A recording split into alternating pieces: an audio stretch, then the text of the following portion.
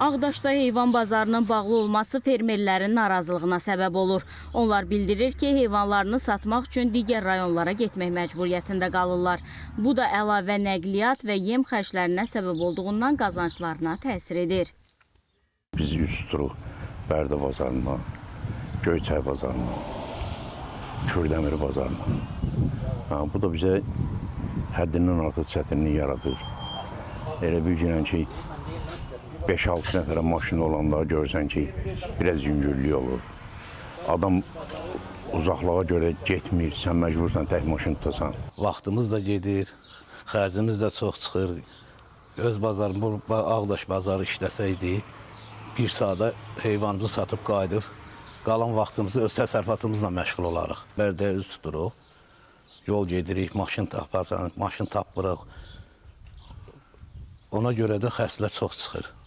Özümüz maşın tutub belə, gedəndə 100 alırsa 2 baş, 3 baş yaparsansa 150 manat xərcim var. Uzaq yoldur, getmək, gəlmək olmur.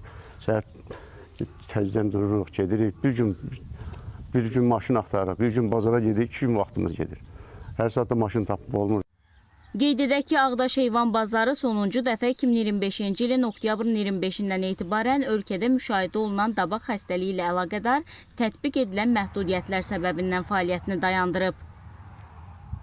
Başqa rayonlardan kütləvi satış üçün bazarlara gedirlər. Belə olduğu halda həm vaxt itkisi fermerlərin, yəni haqlı olaraq deyirlər ki, vaxtımız gedir. Heyvanların qiyməti əlbəttə ki, başqa rayondan, məsələn, Ağdaşdan Bərdə bazarına gedirsə, o nəqliyyat xərci onun üstünə gəlir və qiymətə təsir edə bilər. Məsələ ilə bağlı Qida Təhlükəsizliyi Agentliyindən isə bildirildi ki, heyvan bazarlarına dair baytarlıq sanitariya norma və qaydalarına uyğun yenidən qurma işləri başa çatdırıldıqdan sonra Ağdaş heyvan bazarında təkrar qiymətləndirmə aparılacaq. Yaxın günlərdə bazara yenidən baxış keçirilməsi planlaşdırılır. İndiyə qədərsə ölkədə 15 heyvan bazarı yenidən qurularaq istifadəyə verilib. Devran Cəlloğlu, Röya Qarabağlı, ASTV xəbər.